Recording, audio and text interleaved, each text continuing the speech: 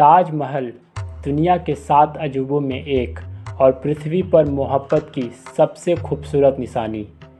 दोस्तों, ताजमहल सफ़ेद संगमरमर से बनाया गया एक मकबरा है जिसको मुग़ल शहंशाह शाहजहां ने अपने सबसे प्रिय बीवी मुमताज़ महल के याद में बनाया था। शाहजहां अकबर के पोते थे और वह 25 जनवरी 1628 में मुग़ल सिंहासन पर बैठे थे। जिस वक्त शाहजहां शहंशाह बने थे वह मुग़ल साम्राज्य का सबसे सुनहरा दौर था और उस समय शाहजहां की कोई खिलाफत नहीं करता था। बादशाह का हुक्म ही सबके लिए मायने रखता था। शाहजहां को बड़ी बड़ी इमारतें बनाने का बहुत शौक़ था। उन्होंने ताजमहल के अलावा कई और इमारतें बनवाई, जैसे दिल्ली का लाल किला, जामा मस्जिद और भी कई इमारतें जो आज भारत और पाकिस्तान के कई शहरों में मौजूद है। शाहजहां का पूरा नाम आला आज़ाद अबुल मुज़फ़्फ़र शहाबुद्दीन मोहम्मद शाहजहां था। मुमताज़ महल का असली नाम अर्जुमंद बानो बेगम था। शाहजहां ने ही उनको मुमताज़ महल नाम से नवाजा था। मुमताज़ महल का मतलब जेवल ऑफ पैलेस यानी महल का गहना। वैसे तो शाहजहां की कई बीवियां थीं पर सबसे प्रिय मुमताज़ महल ही थी। वह कभी मुमताज़ को अपने से दूर नहीं होने देते थे और जब किसी युद्ध में जाते थे तो भी मुमताज़ को साथ ले जाते थे। पर एक दिन ऐसा आया जब शाहजहां की सारी खुशियां बिखर गई। जब अपने बच्चे के जन्म के वक्त मुमताज़ की मौत हो गई। उनकी मौत बुरहानपुर मध्य प्रदेश में हुई और उनको तब वहीं दफनाया गया था। मुमताज़ महल की मौत के बाद शाहजहां पूरी तरह टूट गए और तकरीबन 1 साल तक लोगों से मिलना जुलना बिल्कुल बंद कर दिया। वह कई बार सिंहासन छोड़ने की बात भी करते थे पर सलाहकारों के समझाने पर उन्होंने ऐसा नहीं किया। फिर उन्होंने अपने दरबार में ऐलान किया कि वह मुमताज़ की याद में एक मकबरा बनाना चाह रहे हैं।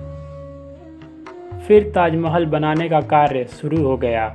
इसके लिए सफ़ेद संगमरमर मकराना राजस्थान से मंगाया गया था, जेड और क्रिस्टल चाइना से मंगाया गया था, लैपिस लजुली अफ़गानिस्तान से मंगाया गया था, जैस्पर पंजाब से मंगाया गया था, टर्कोइस तिब्बत से, सफ़ायर श्रीलंका से और कार्नेलियन अरब से मंगाया गया था। लगभग 28 बेशकीमती रत्नों को सफ़ेद संगमरमर में जड़ा गया था। इन सब रत्नों को विदेश से लाने के लिए लगभग 1000 से भी ज़्यादा हाथियों का इस्तेमाल किया गया था। ताजमहल 1631 में बनना शुरू हुई थी और इसको बनने में 22 साल लग गए। इसको बनाने में 20,000 से भी ज़्यादा कारीगर और मजदूर लगाए गए थे। यह इस्लामिक, अरबिक और भारतीय वास्तुकला का शानदार मेल था। ताजमहल के मुख्य वास्तुकार यानी कि चीफ आर्किटेक्ट उस्ताद अहमद लाहौरी थे। इनके अलावा संगमरमर तराशने वाले कारीगर बुखारा, उज़्बेकिस्तान से बुलाए गए थे। संगमरमर पर कैलीग्राफी के लिए ईरान से कारीगर बुलाए गए थे और पत्थर को तराशने के लिए बलूचिस्तान से कारीगर आए थे और पत्थरों पर नक्काशी की तकनीक इटली देश की थी। ताजमहल का नक्शा बनाने के लिए दूर दूर से 37 वास्तुकारों को बुलाया गया था। उस समय ताजमहल को बनाने में 3 करोड़ 20 लाख रुपए खर्च हुए थे।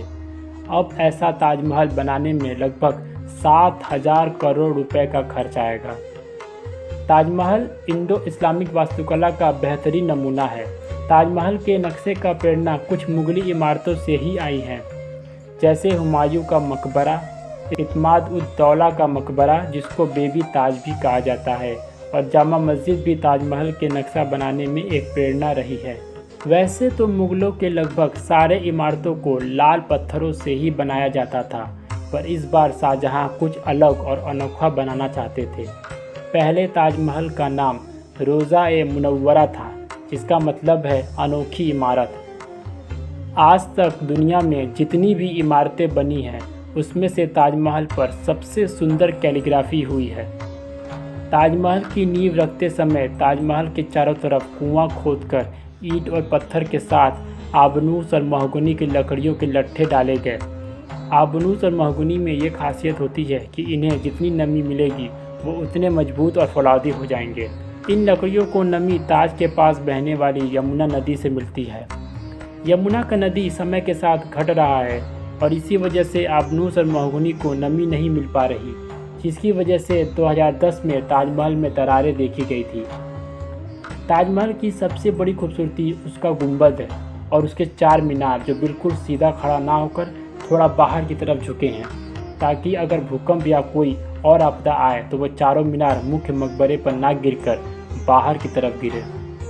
दोस्तों, कुतुब मीनार भारत की सबसे बड़ी मीनार है, पर ताजमहल कुतुब मीनार से भी ऊंचा है। ताजमहल 73 फीट ऊंचा है और कुतुब मीनार 72.5 फीट ऊंचा है। गुंबद पर बने कलश शुरू में सोने का था, पर 19वीं सदी के शुरुआत में उसको बदलकर पीतल का लगा दिया गया।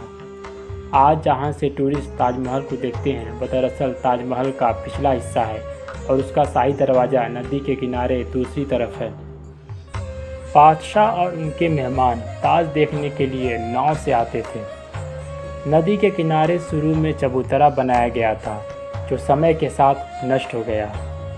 दोस्तों, आप सब ने तो सुना होगा कि शाहजहां ने ताजमहल बनाने के बाद मज़दूरों के हाथ कटवा दिए, पर इतिहासकार इसको अफवाह मानते हैं और इतिहासकार कहते हैं कि शाहजहां ने उन मज़दूरों को बेशुमार पैसे देकर उनसे करारनामा लिखवा लिया था कि वह फिर कभी ऐसी इमारत नहीं बनाएंगे।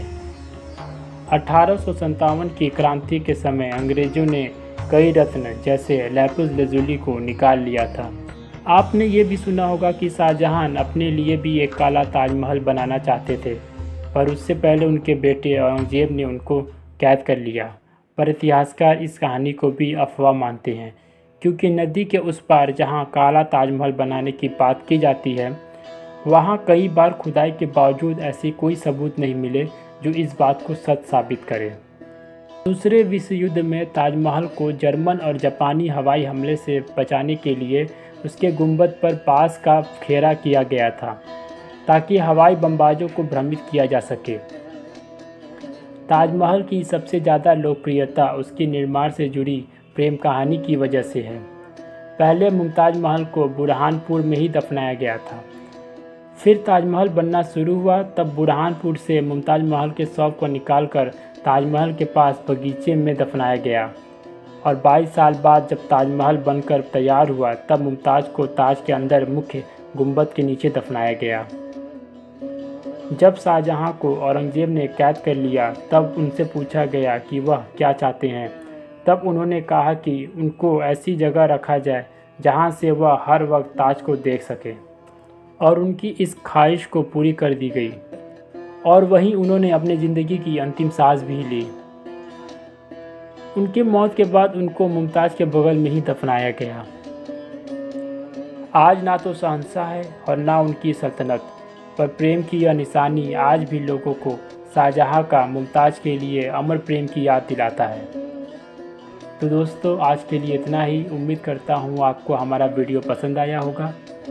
अगर अच्छा लगा हो तो वीडियो को लाइक और शेयर ज़रूर कीजिएगा, और अगर आप हमारे चैनल पर पहली बार आए हैं तो चैनल को प्लीज़ सब्सक्राइब कर लीजिएगा। मिलते हैं अगले वीडियो में कुछ ऐसे ही मज़ेदार और अनोखी जानकारियों के साथ। तब तक के लिए गुड बाय दोस्तों।